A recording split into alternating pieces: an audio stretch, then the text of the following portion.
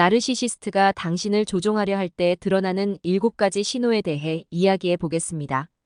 나르시시스트는 타인을 통제하고 자신이 원하는 방향으로 움직이도록 만들기 위해 다양한 방법을 사용합니다. 그들의 조종은 매우 교묘하게 이루어지기 때문에 이러한 신호를 미리 알아차리는 것이 중요합니다.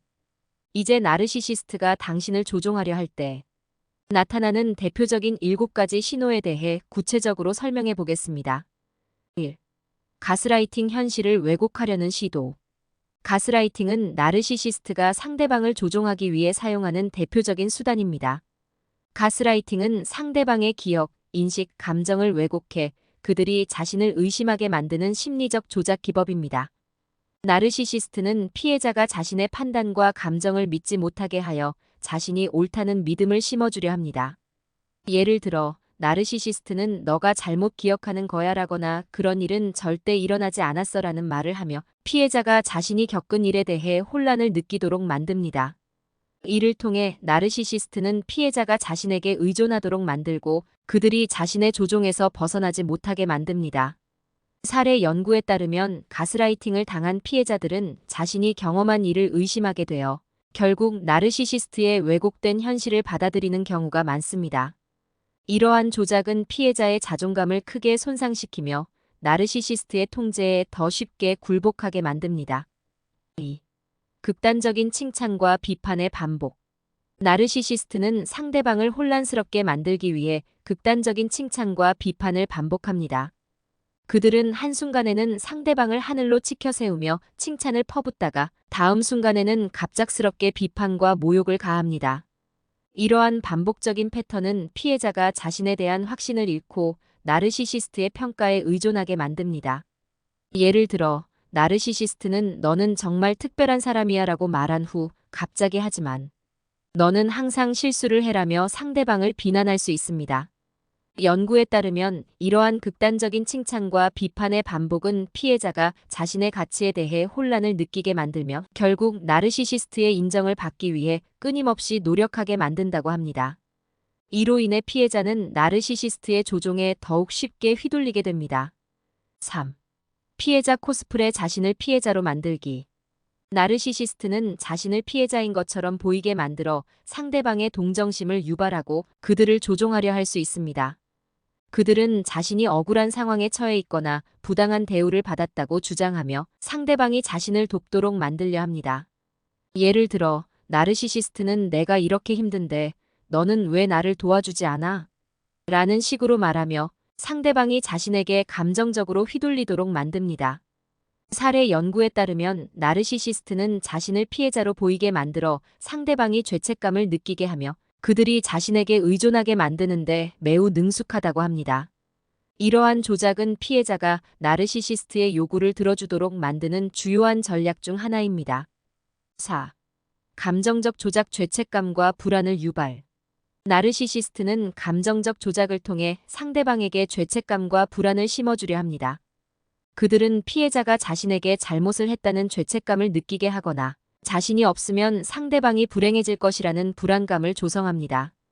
이러한 감정적 압박은 피해자가 나르시시스트의 요구를 들어주지 않으면 큰 고통을 겪을 것이라는 두려움을 심어줍니다.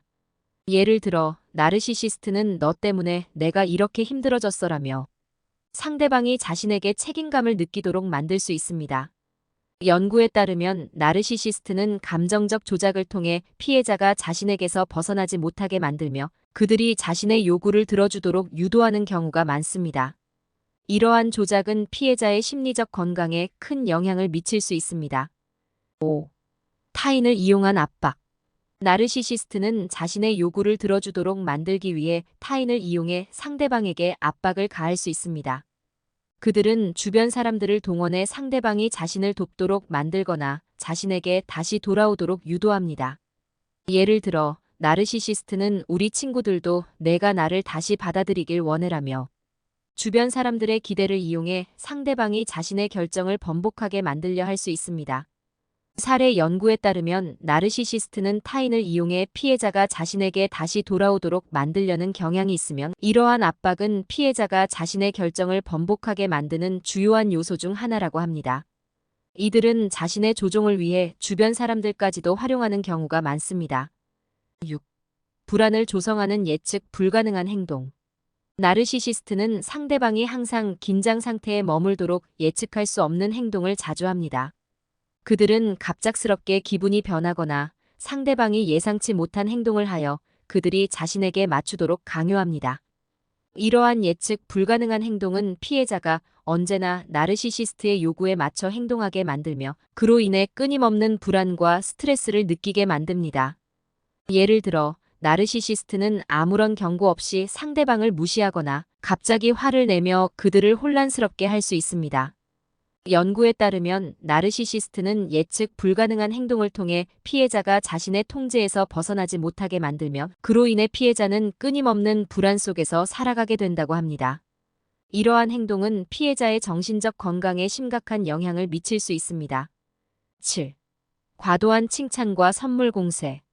나르시시스트는 상대방을 유혹하거나 조종하기 위해 과도한 칭찬과 선물 공세를 사용하기도 합니다.